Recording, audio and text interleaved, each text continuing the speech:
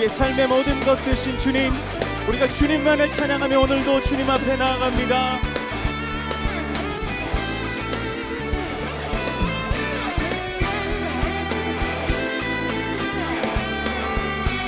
주님 한 분만으로 나는 만족해. 나의 모든 것 되신 주님 찬양해. 나의 영원한 생명 되신 예수님 목소리 높여 찬양해. 다시 한번 주님 한 분만으로 나는 만족해. 정말 그러십니까? 나의 모든 것 되신 주님 찬양해. 나의 영원한 생명이 되신 주님, 우리의 목소리를 높여서 주님 앞에 찬양합니다. 주님의 나의 힘과 능력이 되신 주, 나의 모든 삶 변화되었네. 크신 주의 사랑 찬양해. 우리 처음부터 다시 한번 주님 한 분만으로 나는 만족해. 아멘. 나의 모든 것 되신 주님 찬양해. 나의 영원한 생명 되신 예수님 목소리 높여 찬양해. 다시 한번 고백합시다. 주님 한 분만으로 나는 만족해. 나의 모든 것 되신 주님 찬양해. 나의 영원한 생명 되신 예수님 목소리 높여 찬양해. 주님의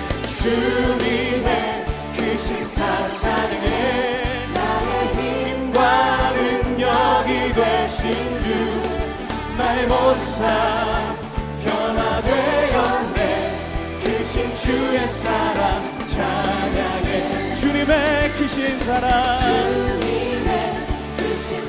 찬양해. 나의 힘과 나의 능력 되신 주님, 나의 모든 삶 변화되었네. 크신 주의 사랑. 우리 처음부터 다시 한번 해봅시다. 주님 한 분만으로 나는 만족해. 아멘. 나의 모든 것 되신 주님 찬양해. 나의 영원한 생명 되신 예수님 목소리 높여 찬양해. 주님의 크신 사랑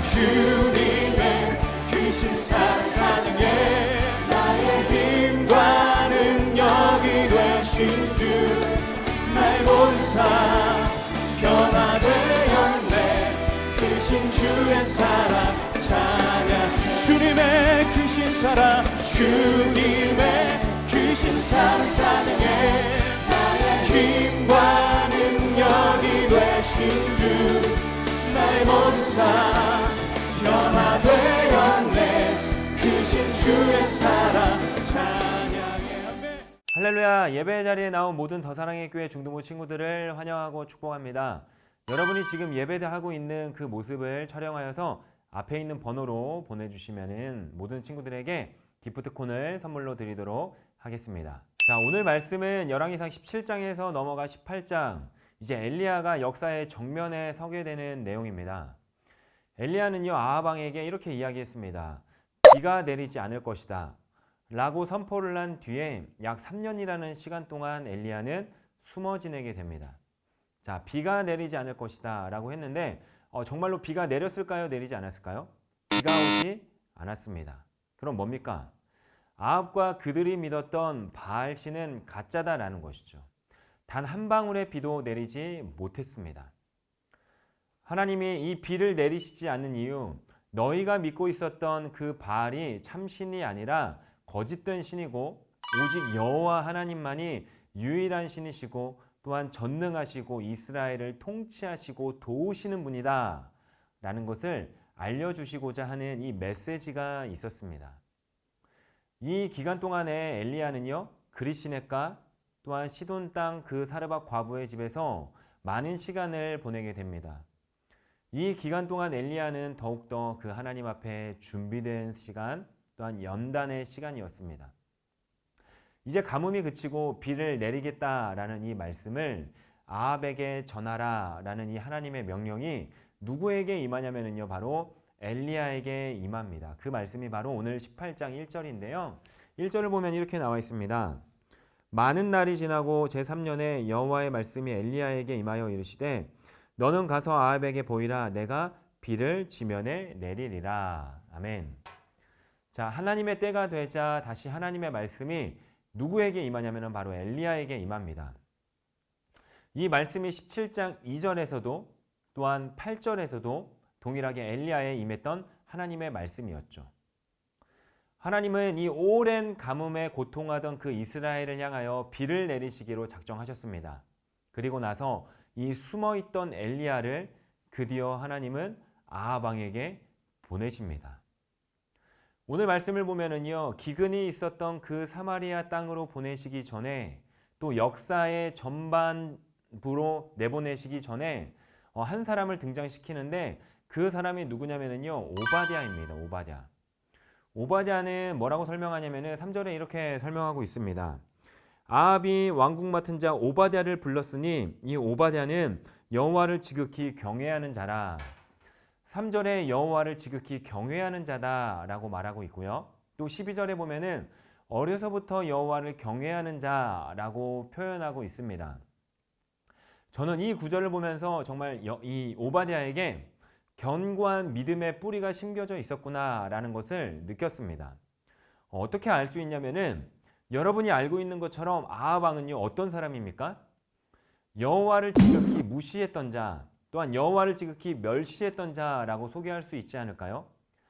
아합 왕은요, 그냥 나쁜 왕, 극악 무도한 왕, 북이스라엘 가운데에서 가장 악한 왕이었습니다. 이 악한 아합 왕 아래 누가 있었냐면은 여호와를 지극히 경외하는 오바댜가 있었다라는 것이죠. 왕궁 맡은 자라는 말은요, 이 권력의 핵심이었다라는 것이죠. 오바댜가 그 나라, 그 세상 가운데에서 2인자쯤, 3인자쯤 되는 사람이었습니다. 이 세상의 중심 가운데 있어도 또한 가장 악한 이 아합 왕 옆에 있었어도 흔들리지 않는 이 오바댜의 삶과 오바댜의 믿음, 이 뿌리 뽑히지 않고 또한 믿음으로 서서 살아갔던 이 오바댜가 갑자기 3장에 등장하게 되는 것이죠. 이 말씀을 보면서 우리의 삶도 똑같구나라는 것을 목사님은 깨달았습니다. 그리스도인은요, 이 세상에 속한 사람이지만 이 예수를 믿는다 해서 우리가 세상 속에 벗어나 저 깊숙한 산속이나 저 깊숙한 다른 특별한 곳에 가 있지 않습니다. 그리스도인은 세상에 속하여 살아가고 있는 하나님 나라의 백성이라는 그 신분을 잃어버리면 안 됩니다. 모든 사람이 다 그리스도인이고 또한 모든 사람이 다 예수님을 믿으면 얼마나 좋을까요? 그렇지 않죠. 이 죄로 인하여 뒤틀려진 이 세상, 악하디 악하고 또한 서로 이기려 하고 또한 경쟁 속에서 살아남아야 합니다. 이러한 세상 속에서 그리스도인이 여호와를 경외하며 살아간다는 것, 이 불신앙 속에서 하나님을 늘 경외하는 삶을 살아가는 것 어렵습니다. 그러나 오바댜는 그러했고요.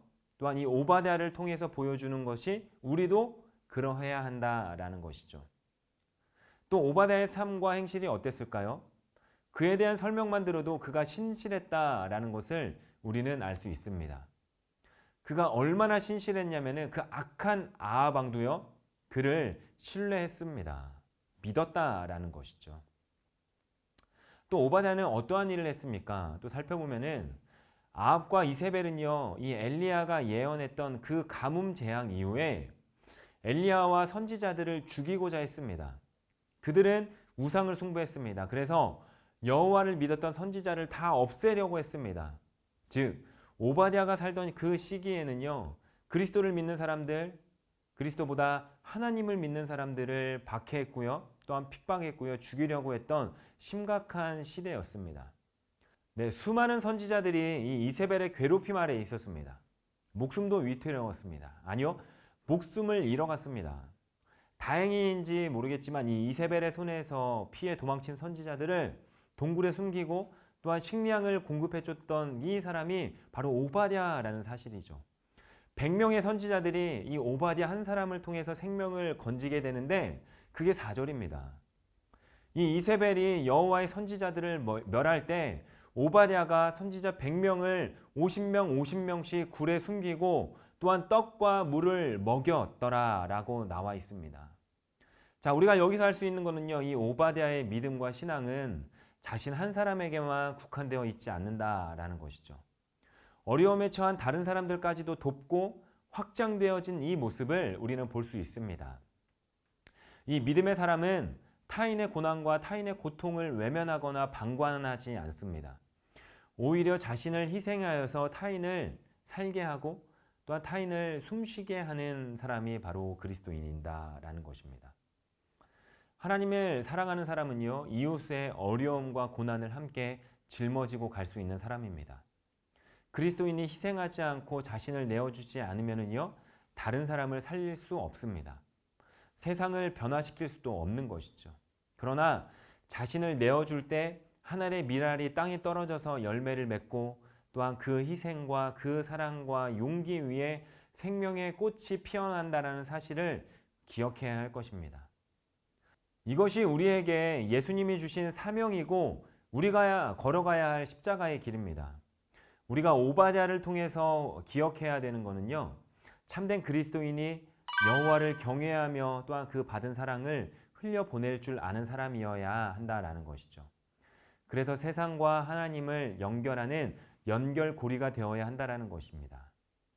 여러분이 여호와를 경외하는 한 사람이 되어서 세상은 예수님을 모르고 하나님을 모르고 살아가지만 그 하나님을 연결하는 연결고리가 되는 사랑하는 중등부 친구들이 되기를 주님의 이름으로 소망합니다.